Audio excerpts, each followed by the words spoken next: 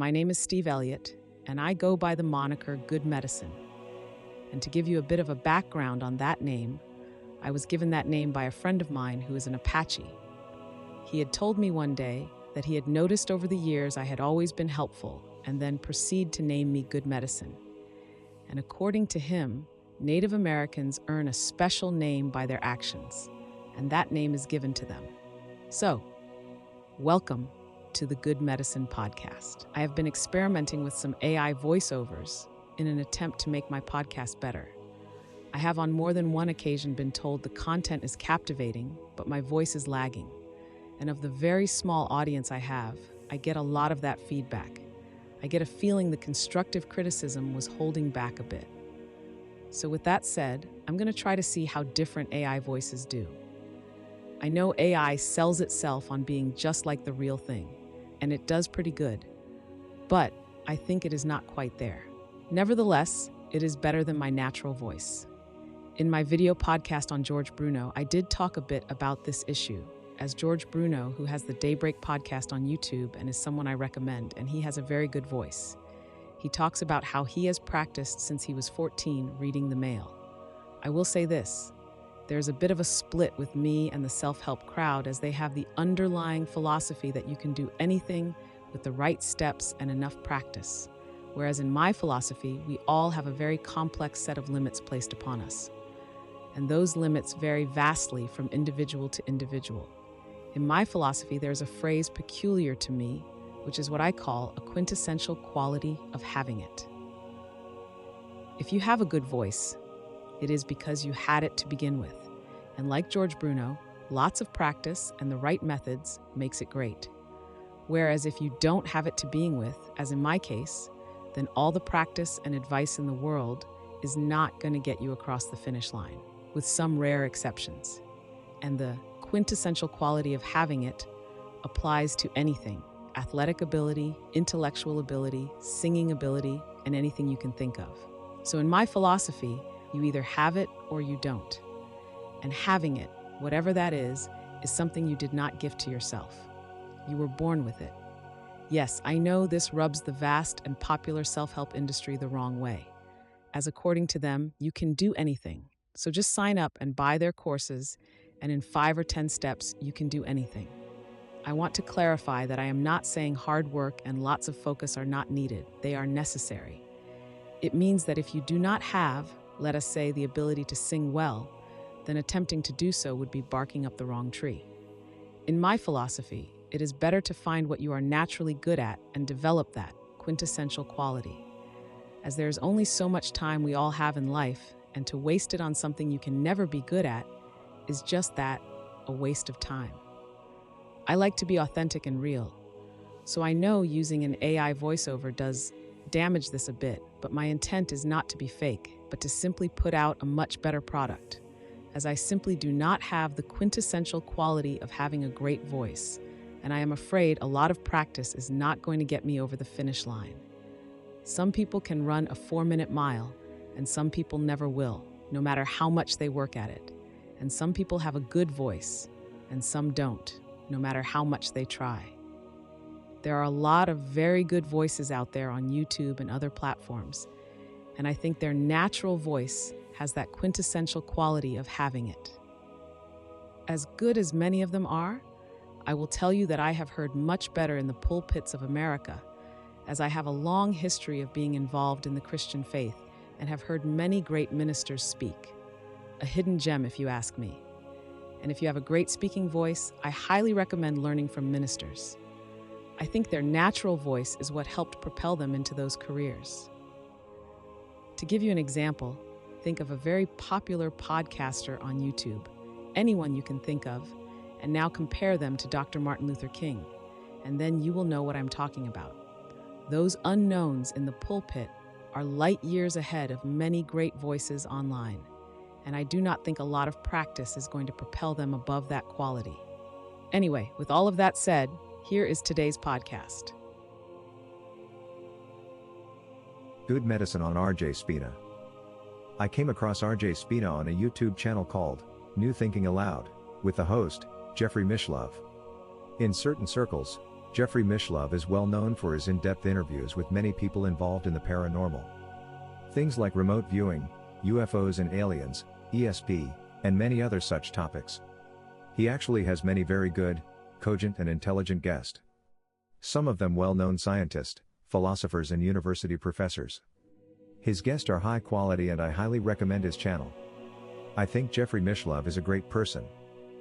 Anyway, I listened to 3 interviews with RJ Spina and I liked what I heard. No doubt, RJ has some interesting, insightful, helpful and novel things to say. So I am not knocking him. But I am asking some tough questions. He is well known for his amazing recovery from nearly dying of 5 different life-threatening conditions, one being permanent chest-down paralysis. The doctor said he would never walk again, yet, he claims and apparently did, all well documented, quote, healed himself. And in his interviews with Jeffrey Mishlove, he explains how he did it with his spiritual knowledge. I even read his book and further went to his website, took one of his courses, listened to many of his interviews, so over time I got a good feel for where RJ is coming from. So I wrote him an email, which I will read here in a minute. And in this email, I asked him to respond to my, quote, tough questions. And there are many questions. Let's just say, I am not holding my breath for a response. Interesting that he did respond to my brief email just telling him how I liked him. But, when I ask the tough questions, no response, and to tell you the truth, I do not expect a response, ever. It is not coming. So, here we are. And I am going to just post this here online and just see what people think. The letter is quite detailed and the questions are not attempting to pick a fight, say he is wrong or anything like that. It is just some questions an inquiring mind like mine has. No one else is asking them, so why not me? I am curious what others have to say about all of this. So without further ado, my letter to RJ Spina. RJ, my name is Steve Elliott, and I wrote to you once and thanked you for what you are doing, and you responded by saying thank you.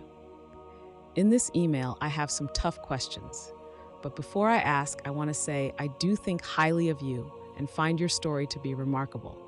I also would like you to respond to these tough questions. That is, to me personally, and via a public response, because I think such issues need to be addressed head on. So let me set all of this up. First of all, there are a lot of scammers, liars, and what I call a predator class of people out here taking advantage of others for their personal gain. Case in point, look at all the financial scams being advertised on spaces like YouTube. CoffeeZilla is someone I like a lot, and he does a good job of exposing many of them. But even with all his efforts, he is only touching the tip of the iceberg. Not only are there many financial scams, there are millions being taken in by televangelists and so-called faith healers. Religion, the New Age movement, and spiritual gurus are by far the most infested area with scammers. Then there are those who prey upon the sick and dying. John of God in Brazil comes to mind. My coworker's sister, who was a nurse and was dying of cancer, and traveled to South America to be healed by John of God, only to die there after handing over thousands of dollars. It was a nightmare for the family to get the body back, as the government of Brazil gouged them on the price to ship the body back. No condolences from John of God. Then you have people scamming the government. You have what I call rip-off schools that bilk the poor and uneducated. And there are all kinds of predatory businesses out there. Then you have individuals always looking to game the system somehow. I know of a man who swamped a U-Haul engine for his old Chev engine, and U-Haul was none the wiser. The word politician is synonymous with corruption. Every time you turn the corner, there is another scam. It's endless. I tell my son over and over to be honest, because the kind of person we decided to be is paramount. I believe the kind of people we choose to be is something that carries on after we leave this body. Which brings me to today's biggest scam, the law of attraction. And I have more bad things to say about it than I can hear, which states that since everything is energy or vibrations, all you have to do is align yourself with the right vibrations, and then you will automatically attract that which you think of. I am not knocking positive thinking, but to me, the law of attraction comes across as if you can do anything. Nothing is impossible. And I say that because of all the numerous people I know who have read it and saw the video, all seem to think the same thing.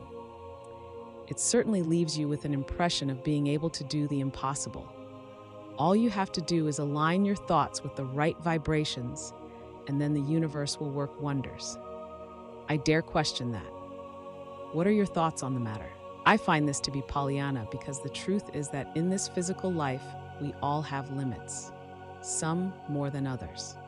I could list all the limits, which would take far too long, so I will not elaborate too long, as you are a smart man and know what I am saying. Just because you think you are going to be a billionaire does not mean you will be one. How many people never become Hollywood movie stars? Most of Hollywood is populated with broken dreams. Realistically, can everyone be famous?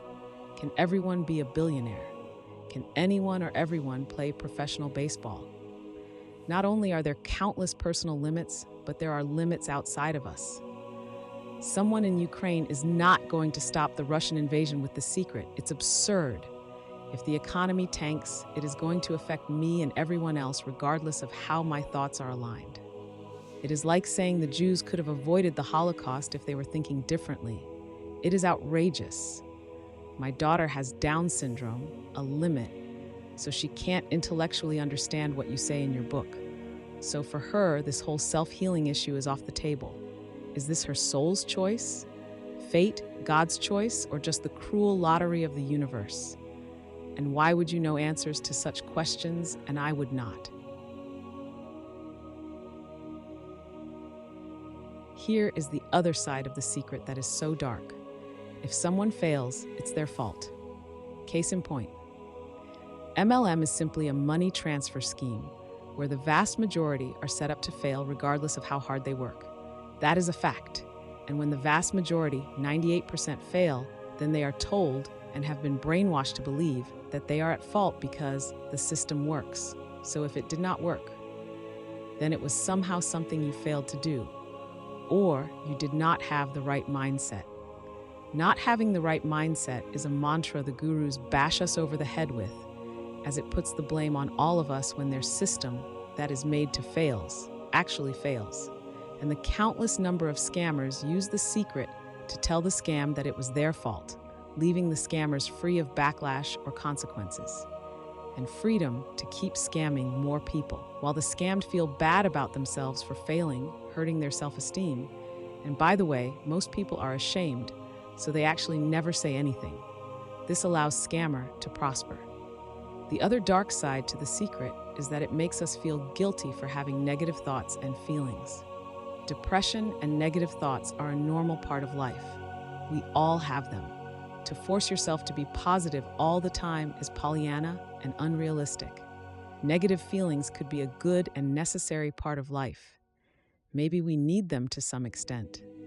Maybe they serve us in some way. The problem with self-help and The Secret is that it is telling you at a subconscious level you are inadequate at some level. You have negative thoughts and feelings. That is bad. It is a constant reminder that you are not there yet and forces you to always think in the future and not the here and now. It is the ubiquitous mindset of success, success, success, which is all way out there in the future to be achieved. A few weeks ago, I had a dream, and in that dream, someone from my past, who has passed on now, came to me and told me that right now, here and now, I am a success, you have arrived. That all of this nonsense coming at me was just that, nonsense, and that I need to just focus on the here and now, and what I have right before me. And I would realize I am successful regardless of what the outside world defines as success. The Secret is a part of this go, go, go mindset of success, success, success. Faith healers use the same little trick from The Secret. You were not healed? Then that is because you did not have faith. You failed to believe. You did something wrong. You did not follow the instructions. It is all your fault. The reason I drone on about The Secret is because I find some similarities between The Secret and some of the things you teach. You are free to correct me if I am wrong, and I am not saying I am right, as I am not an ideologue that thinks I am right about everything. Now, I will say this, RJ. I like you, I believe you, and even support you. But I want to point out that you are leaving yourself open here because you have this product. teaching where one can heal themselves, and if they do not, then all you have to say is that they failed to believe, they failed to implement the methods, and so forth. I'm not saying you do that, but it can leave you open to such accusations, which leaves you open to being criticized by the skeptic.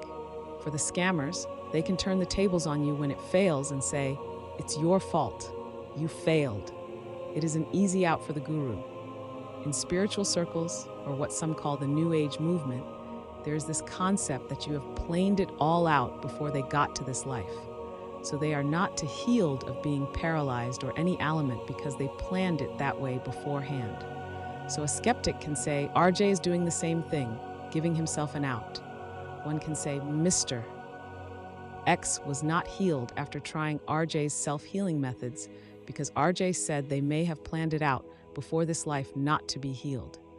How do you respond to that? And here is the other thing. Everyone who reads your books or attends your online courses will not be healed. If anyone can heal themselves, but not everyone does, then why not? In an ocean of fraud, it is hard to stand out when you are trying to be honest. Having worked in the medical field, I know everything they do, the doctors, nurses, and the entire field, is aimed at assisting the body to heal itself. Actually, all healing is self-healing, and that is a verifiable fact, and I can verify it over and over and over, forever. We do heal ourselves, but what are the limits of it? What if someone tries your methods and fails? What do you say? Why doesn't everyone recover? Some people use every method under the sun to beat cancer and die anyway. Another person does nothing and has a remission. Why? So many ailments doctors do not know what causes them and can only treat them, and these ailments last a lifetime. Why isn't self-healing healing these things? As I told you, my coworker's sister was told by countless charlatans that the reason she was not healed of cancer was because of something she failed to do, all the while taking her money. I really have to pray to God not to hate such people, because taking advantage of someone who is dying is the most low-life thing you can do. One wonders if they would have lived longer. Would they have just gotten standard medical care instead of running around the world chasing a vanishing hope? How do you help people come to grips with their death when they are in full rebellion against it? RJ, for me, it is not what I can get out of someone else, but how I can help them. Every day it is how can I help someone, even in the smallest way. Is it like that for you? Can you identify people or gurus that are not like that? I'm sure there's a super long list of them. Who are they? What do you think of this predator class that prey upon the vulnerable? There was a case in Australia where a woman became a worldwide sensation and even a darling of the mega company, Apple, because she said she had cured herself of cancer with natural foods and supplements. It was all a fraud. She never had cancer, but before she was discovered, she had influenced countless numbers of people worldwide. One of whom shunned a cancer surgery that would have most likely allowed her to live, but instead she chased these so-called natural methods that cost her life. Her family was devastated and angry at the fake guru that influenced her, and rightfully so. She could have lived with surgery. I was wondering if you are, or could be influencing people on any level to not to seek standard medical care. I have no information that you are doing such a thing, but I bring it up because it is an issue you have to be aware of. What if someone were to forego standard care due to your self-healing and then ended up dying? What would you say? Do you have any disclaimers? Do you encourage people to seek standard medical care? Mind you, I think there are limits and flaws with standard medical care. Nevertheless, when people shun it because of a fake guru and then die, that is outrageous. We all have to be aware of how we are influencing each other. I'm wondering if it is something you have thought about.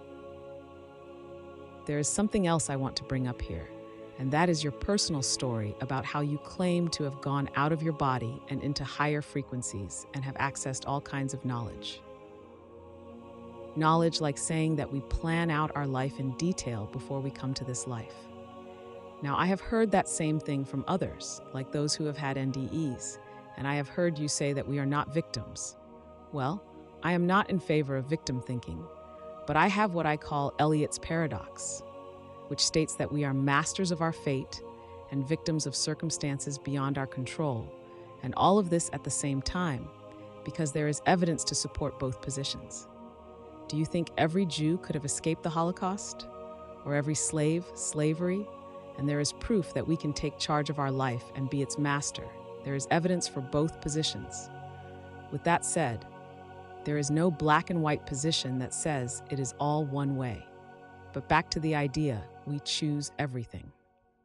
You say, and correct me if I'm wrong on any point, some people choose to have a life where they choose a lifetime of limits, like being paralyzed for life, in order to know what it is like to have and live with such limits. How do you know that? And you say that we all choose our exist point in life. So someone who is tortured to death chooses that? Someone who dies a violent death chooses that? I heard of one guru who was doing the Native American sweat lodge, had a few people died as a result. His response to the grieving family is that when they left their body, they did not want to come back. Well, that did not go over well, and it is the same thought process. They choose their exist point. It is as if he was shifting their death totally upon them, and nothing he did or failed to do to save them was a factor. That is nonsense in my book, because it takes two tango. Do you know how bad he looks when he says something like that? And how hurtful that is to the grieving family? The problem I have with such claims as the one given by the organizer of the sweat lodge is that it would not go over very well at a funeral. How do you say to the parents who lost a child, you know, your child choose to exit this life at this time, or they choose not to come back to their body? The other side was so much better. That would not go over well at all. Or to say to someone who was sexually assaulted that they choose this experience before they came to this life. That would be like a slap in the face, and I could and would never say such a thing. Having worked in EMS, I know a lot of people put themselves in high-risk situations and become victims of awful crimes. My position was not to blame them, criticize them, or judge them, but to simply have compassion on them and to help them. To say it is all their fault, whether that is true or not, would not go over well with such a victim. It would not help, but actually hurt them. I am not called to do that. To say that we have soul contracts with other souls is saying we agree to everything beforehand. So that means the other party who tortures someone to death is at the very least only half guilty, or maybe not guilt at all, because they both agree to this at an earlier date, before they were born.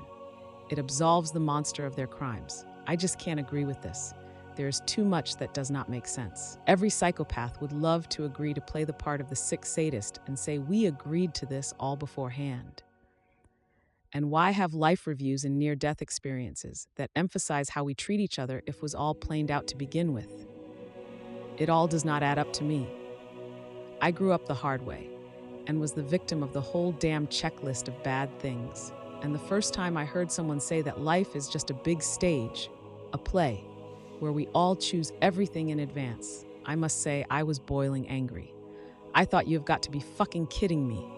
But let's say that is the case. I have no way of knowing, and I do not think God or any of his agents are going to show up at my door and tell me this is the case. And if it is the case, okay, God, come and tell me. But heaven is silent. I was sexually abused, and for a long time I was ashamed of that. But come to think of it, I did nothing wrong. The shame belongs 100% on the other side of the table. To say I am to blame to some degree because I planned this out and do not even remember planning it out just sounds so awful, as if it is blaming me to some degree. I remember getting beat by my adopted family, and then they blamed me for it. As an adult, I realized that is totally absurd. I remember dealing with rape victims on the ambulance, and my response was always one of deep compassion and empathy, even if they put themselves in a bad situation. Telling them they are to blame would have been like spitting in their face after such trauma. That is not the kind of person I am. The gurus tell me everything happens for us or for our benefit.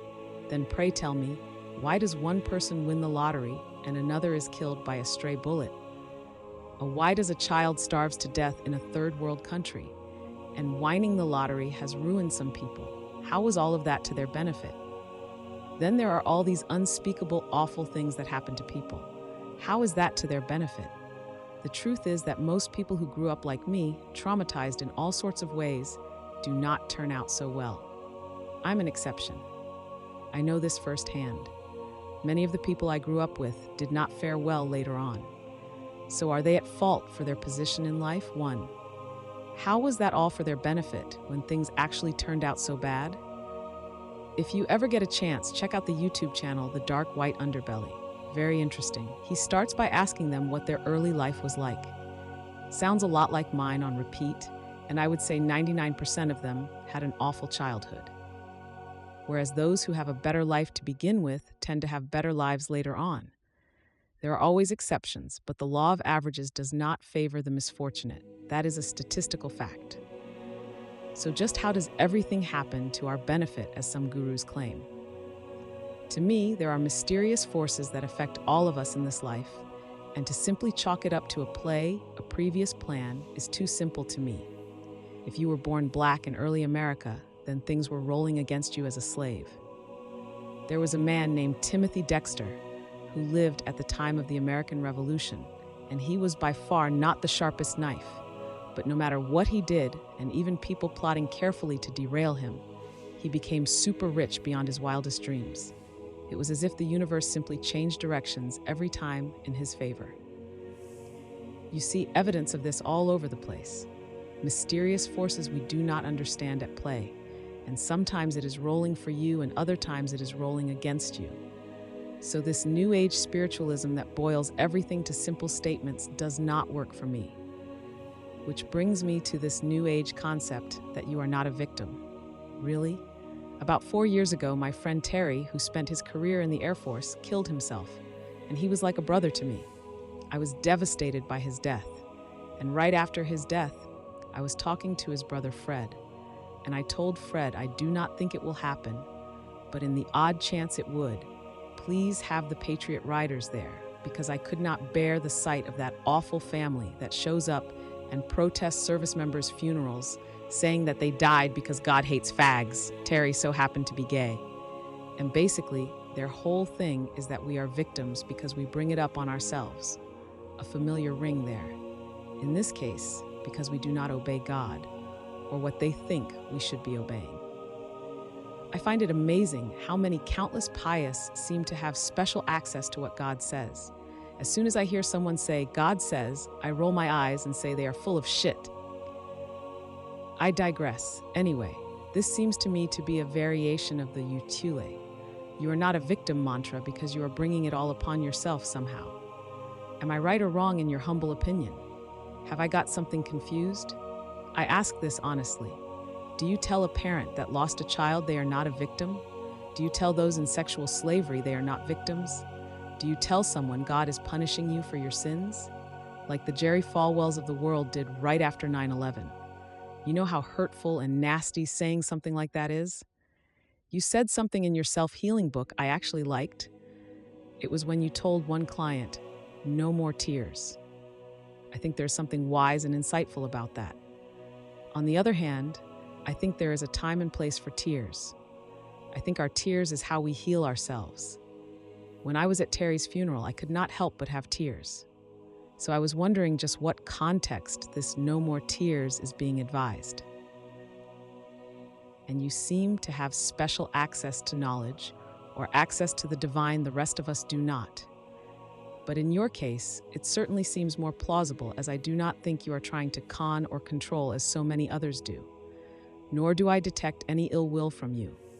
Nevertheless, I have no idea if what you say is true. It may be, but I simply do not know. I would like to believe, but simply have to do as the ancient Greeks did, and simply hold the position, not believing or believing. I wonder why this God, this source, or whatever it is, will pick this one and not that one to know. Why you and not me? I've seen you on quite a few interviews, and you have answers to some very deep questions. And if someone were asking me the same questions, I would be like a broken record saying, I do not know. How do you know what you know? What evidence do you have for us? To accept anything on blind faith has led so many to be deceived and into many dangerous cults. Mosses went on the mountain top and got messages from God and then delivered them to the people. The famous UFO contact, Billy Meyer, claims to have had visits with aliens in the mountains and then came back to tell the rest of us. Some psychics channel Abraham and then tell us what these great enlightened spiritual beings' message is to us. Do you see a pattern here? And you are traveling out of your body and having encounters and coming back and telling us, who am I to believe? Which one? You? Them? One? All of them? Some of them? None of them. And gurus who have access to knowledge I do not are telling me that we are suffering due to karma. Really? Pray tell me, we are being punished by karma? It is that simple? A friend of mine once asked me what I thought about karma, and my instant response was, I do not like it because it says we are responsible for all the bad things that happen to us. In a previous life, I hurt someone, so now it is their turn to show me what it was like so I can learn a lesson. You mean the fact that I was forced to eat my vomit for hours at 6 years old is somehow my fault? Really? I did something I do not remember in a past life. Now I am paying for it as a 6-year-old child. And this karma thing, just when is the ledger finally settled? I mean, I did something bad in a previous life. Now they do it to me, then they must pay so someone does it to them, and now they must pay, and on it goes forever. Where does it end? If I forgive someone, does it end the karma cycle? Who decides? And why? The concept that I somehow choose all of this suffering comes across as too simple to me. The spiritual gurus are telling me over and over, there are no accidents. Everything is planned out. Being sick and all the human suffering is planned out? Really? Why hasn't God told me directly? Why does He tell them to tell me this? Who should I trust in a world of deception, and massive deception at that? Some gurus tell me that it is not karma, but our negative thoughts that attract the bad things in our life. Did I attract such things at the age of 6 with my negative thoughts? I was thinking bad things, and all of a sudden, I am forced to eat my vomit and other horrible things. Children forced to work in the mines of Africa are bringing such exploitation upon themselves. The predator class has no responsibility. I had a science teacher in middle school who was always talking about drunk driving accidents, and then she was killed by a drunk driver. Did she bring that upon herself by talking and thinking about it all the time? Or did she simply foretell her death this way? Or was it something else at play? Chance? Who knows? I have no idea why so many bad things happen to me, but I accept it heroically. The fact that I have limits and there are all kinds of things I can't do, I accept. This nonsense of just thinking and being in the right vibration is nonsense to me, and it will not make it so. Life is not fair. I have no complaints about that and accept it. Do you think there are flaws with the law of attraction, The Secret? Do you think the law of karma has flaws? If souls plan out their life and things do not go according to plan, then what? I will say this, I feel, and I am not certain here, but if my mind works as it does, then whatever the powers are that be, God, the source, or some unfathomable intelligence has seemed to bless me with a philosophical mind. And that philosophical mind seems to be thinking that there is something much more deeper, profound, and mysterious than all the certainties I am getting from numerous gurus. What you say about the ego is insightful, and my philosophical mind certainly knows you are onto something there, but for some reason it seems to be but the very tip of the iceberg on the topic of the ego. It is not what you say is wrong, it is simply very simple, and there is so much more to know about the topic. That is what my philosophical mind sees. The law of karma, the law of the previous contract, the law of attraction, all seem to be a certainty coming from those in the know, the minority of gurus. And I am saying, like Socrates, nothing is above critical review. Nothing is above being questioned. And these so-called laws are so black and white, so simple. Whereas I see this unfathomable intelligence, the universe, the Tao, or whatever it is, as extremely complex, nuanced, and paradoxical, where things are not just reduced to simple black and white laws and statements. I will tell you this, RJ. One thing core to me is a sincere and honest search for truth. And in a world of massive deceivers, I seem to be rare. And I say that not as something to puff myself up, but simply as an observation. I think a search for truth requires tough questions for others and for yourself. We have to be honest with ourselves. What I find is that so many will avoid tough questions. I had created what I call the devil's pulpit, which ended up being a failure. According to the New Agers and great gurus, that is all my fault. Whatever. What I did find is that I could never get anyone to come, because they all were fine if they could control the message. But as soon as the devil was going to challenge them with tough questions, it was a no-go. They all had a reason to not do it, even getting mad at me. But I told them all, if you are all of that and a bag of chips, then put it all on the line. I am like the man on the silver mountain and will look right into your soul. Those rare few who would take the challenge ended up being like politicians and talked around the tough questions, spinning out unintelligible nonsense and never answering the questions. They were married to their ideology, never willing to admit they could be wrong.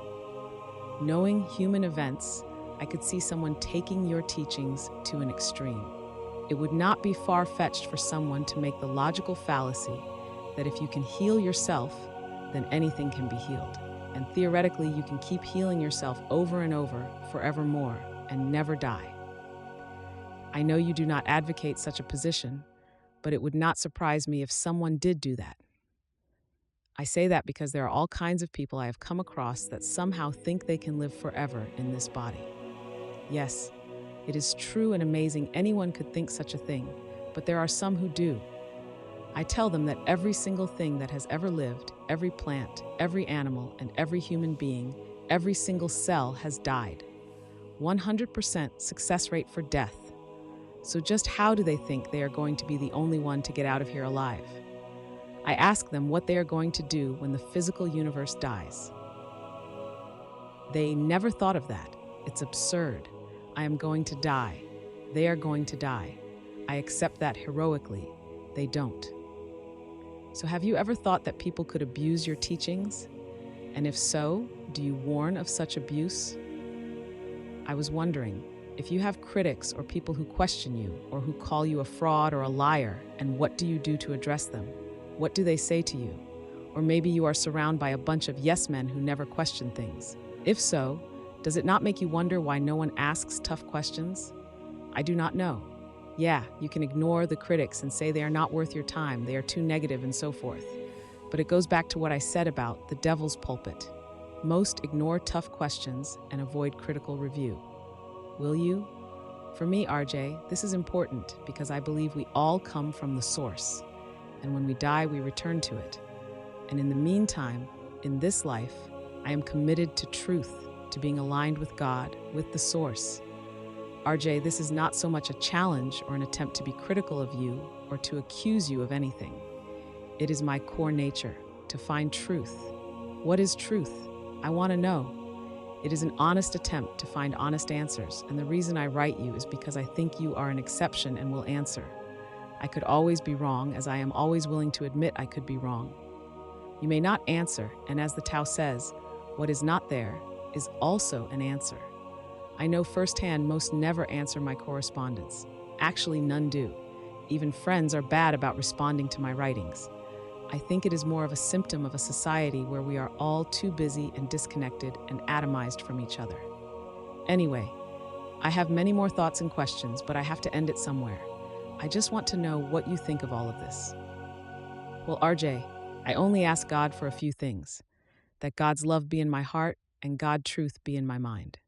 I hope both find you, sincerely and Godspeed, Steve Elliott, St. Louis, Missouri.